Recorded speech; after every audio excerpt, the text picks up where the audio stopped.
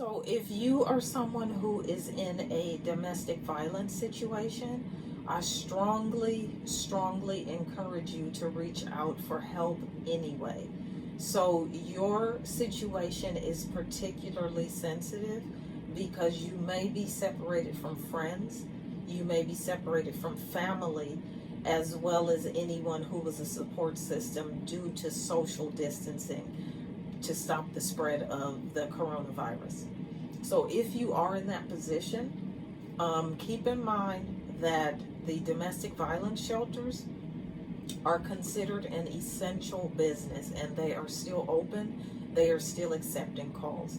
So if you are one who is struggling right now and you are alone, or you and your children are alone with your abuser, please reach out for help at the National Domestic Violence Hotline, and they can be found at 1-800-799-7233. They also have a website at www.thehotline.org. And so I don't want to give too many details about how else you can reach them, but know that they have text. I don't want to give out the text line, and the reason I don't is because in my experience, sometimes abusers will watch information like this and use it against the person who's being abused because they know the numbers and different things like that. So I don't want to kind of give the abuser a playbook of things that you may be about to do, but to know that that line is available for you. If you are in immediate danger, please reach out calling 911. They are still responding to calls.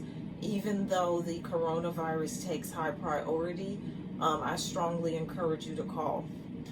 If you are in a situation where you are not able to call at that moment, I want you to, if you are in danger and you are in the midst of an abuse cycle and you are being hit, I want you to try to find a space in your home or apartment that is away from the majority of the things that can be used as weapons. So you don't want to hide in the kitchen because there are lethal things in there such as knives. And you most likely don't want to hide in the bathroom, but for some of you, that may be the safest place is the bathroom.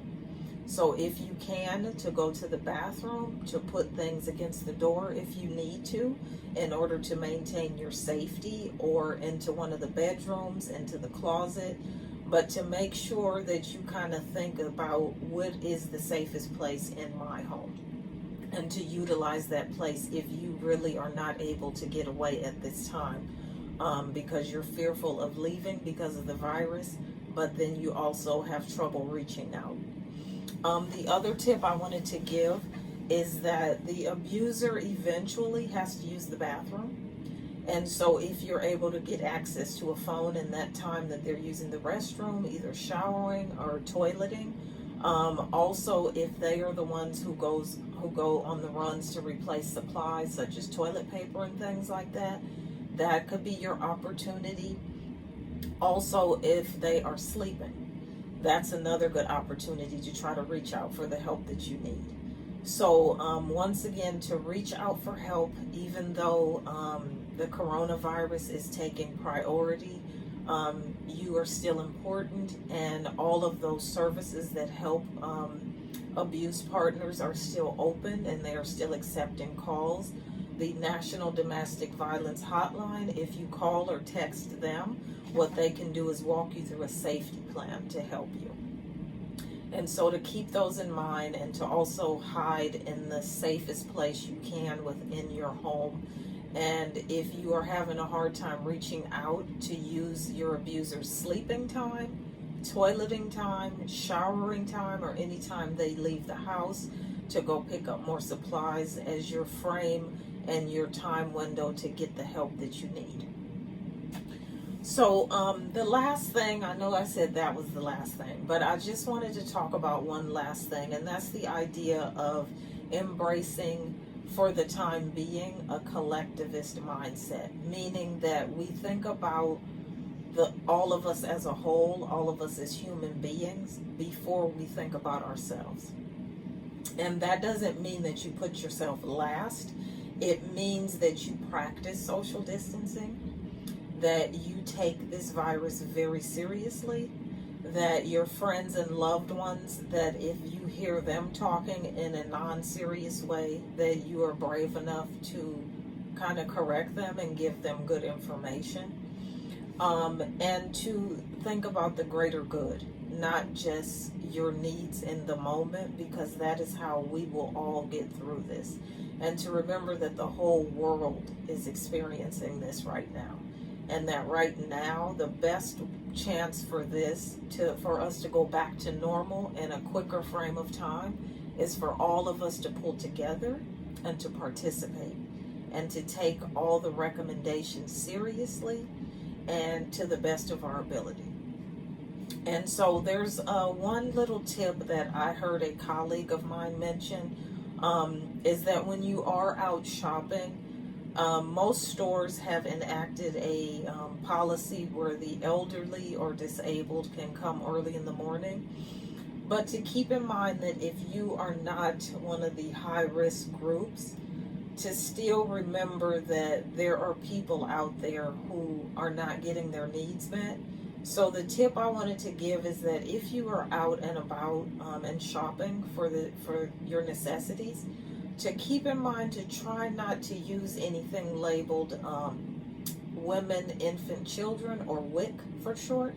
And the reason you want to avoid that is because people who are on WIC are women who cannot afford the formula, the diapers, the fruits and vegetables for their children. So it's a state-funded program. In California, it's called WIC.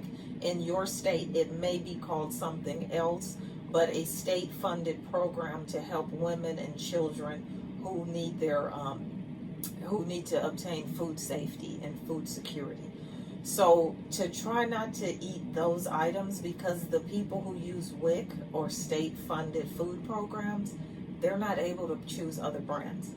They have to choose that particular brand. So if all of those brands are wiped out, that means that possibly a mom is going home empty-handed to her children.